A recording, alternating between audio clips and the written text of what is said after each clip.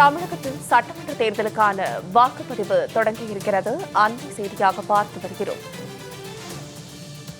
தமிழக சட்டமன்ற தேர்தலுக்கான வாக்குப்பதிவு தொடங்கியிருக்கிறது. வாக்குச்சாவடிகளில் நீண்ட வரிசையில் காத்திருந்து ஜனநாயக கடமையை ஆற்றி வருகின்றனர் மக்கள். தமிழகம் முழுவதும் வாக்குப்பதிவு நடைபெற்று வரும் 75,064 தொகுதிகளிலும் பலத்த பாதுகாப்பு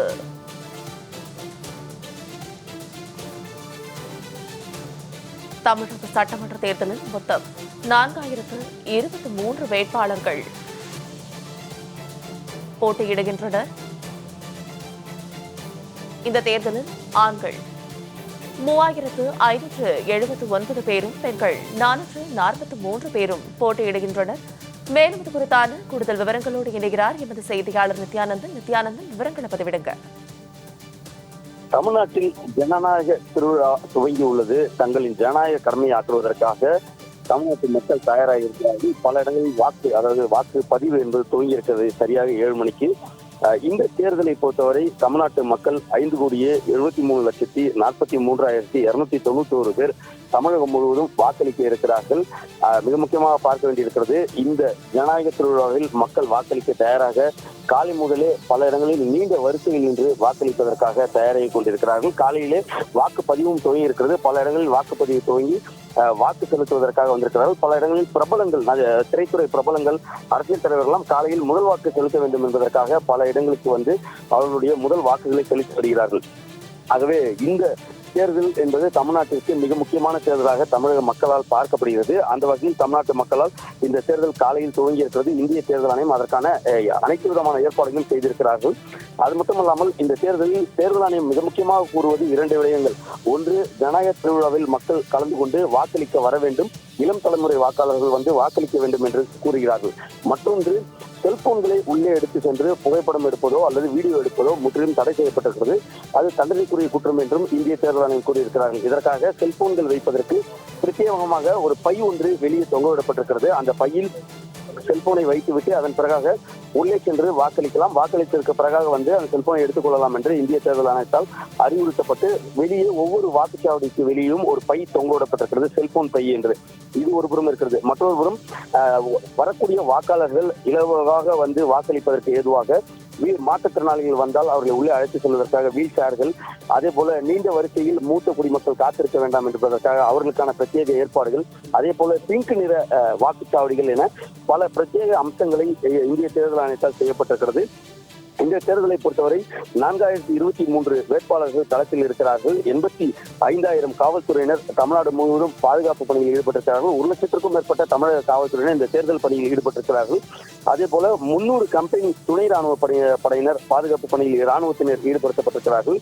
ஆகவே தொடர்ச்சியாக இந்த தேர்தல் என்பது ஜனநாயக திருவிழாவை தங்களுடைய ஜனநாயக கடமையாற்றுவதற்காக மக்கள் ஏராளமானவர் காலையிலேயே அவர்கள் ஒரு திருவிழாவிற்கு எப்படி செல்வார்களோ அது போல ஜனநாயக கடமையாற்றுவதற்காக அவர்களுடைய வாக்குச்சாவடிக்கு சென்று கொண்டிருக்கிறார்கள். ஒட்டுமொத்தமாக 14,05,00,000 பேர் புதிய வாக்காளர்கள் இந்த தேர்தலில் வாக்களிக்க இருக்கிறார்கள். ஆகவே இந்த தேர்தல் என்பது மிக முக்கியமான தேர்தலாக பார்க்கப்படுகிறது. அதே போல இந்த தேர்தலில் 1,06,408 இவிஎம் இயந்திரங்கள் பயன்படுத்தப்படுகிறது. 75,064 கட்டுப்பாட்டு கருவியிலும், அதே போல விவிபேட், யாருக்கு வாக்களிக்கும் என்று பார்ப்பதற்கான அந்த விவிபேட் அந்த சின்னமும் அவர்களுடைய கட்சி பெயரும் அதில் வரும், யாருக்கு வாக்களித்திருக்கிறோம் என்பதை உறுதிப்படுத்திக் கொள்ளலாம் மக்கள் என்பதற்கான விவிபேடும் பொருத்தப்பட்டிருக்கிறது.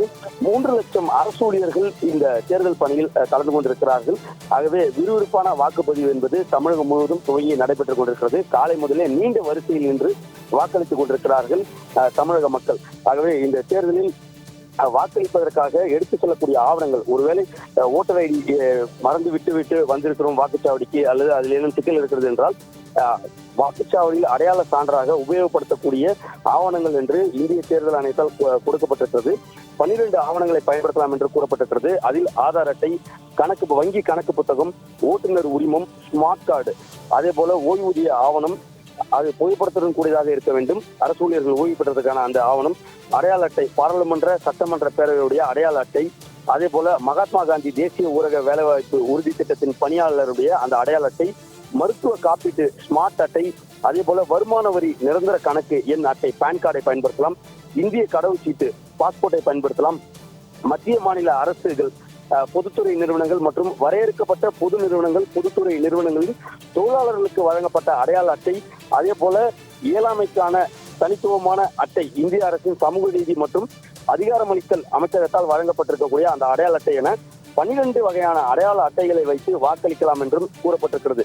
ஆகவே வாக்காளர்கள் வாக்குச்சாவடிக்கு வரும்பொழுது அந்த இந்திய தேர்தல் ஆணையத்தால் வழங்கப்பட்டிருக்கக்கூடிய வாக்காளர் அடையாள அட்டை இல்லை என்றால் இந்த 12 வகையான அடையாள அட்டைகளை உபயோகப்படுத்தி வாக்களிக்கலாம் என்று இந்திய தேர்தல் ஆணையம் கூறியிருக்கிறது. வாக்களிக்க அனைவரும் வர வேண்டும் என்று இந்திய தேர்தல் ஆணையத்தால் பல கட்ட பிரச்சாரங்கள் முன்னெடுக்கப்பட்டிருக்கிறது. இளம் தலைமுறையிலிருந்து முதியவர்கள் வரை வந்து இந்த ஜனநாயக திருவிழாவில் பங்கெடுக்க வேண்டும். இது தங்களுக்கான உரிமை, தங்களுக்கான சட்டமன்ற உறுப்பினரை மக்கள் தேர்வு செய்ய வேண்டும். இந்த ஜனநாயக நாட்டில் தங்களுக்கான உரிமையை அவர்கள் தான் சட்டமன்றத்தில் பேசி அந்த உரிமையை பெற்றுக் கொடுப்பார்கள். அவர்களுக்கான தலைவர்களை அவர்கள் தான் தேர்ந்தெடுக்க வேண்டும். அவர்களுக்கான நித்யானந்தன், மிக்க நன்றி.